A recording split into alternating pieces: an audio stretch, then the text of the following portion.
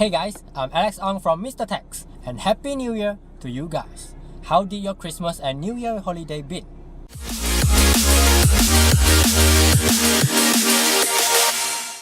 Qualcomm Snapdragon 670 is being leaked that currently it is in development and it will be replacing the not so long Snapdragon 660.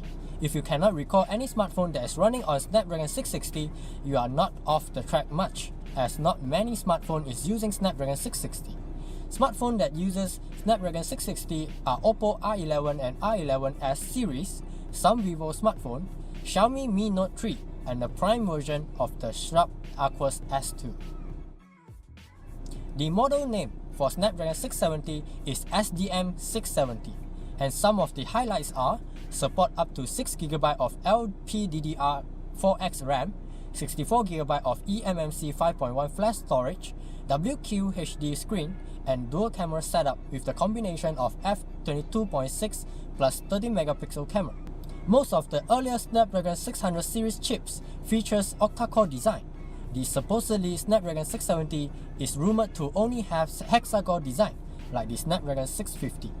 Snapdragon 670 is rumored to have 2 big Cryo 360 cores and 4 power-efficient cores. It is rumored that Snapdragon 670 will be built using Samsung's new 10nm manufacturing process. Do take this information with a grain of salt, as it is too early for Qualcomm to release a major upgrade chip from Snapdragon 660. The supposedly Snapdragon 670 might be a small upgrade from Snapdragon 660 like the Snapdragon 650 and Snapdragon 652.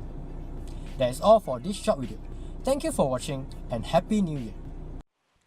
If you like this kind of video, remember to like it, share it with your friends, and subscribe to the Mr. Tech YouTube channel.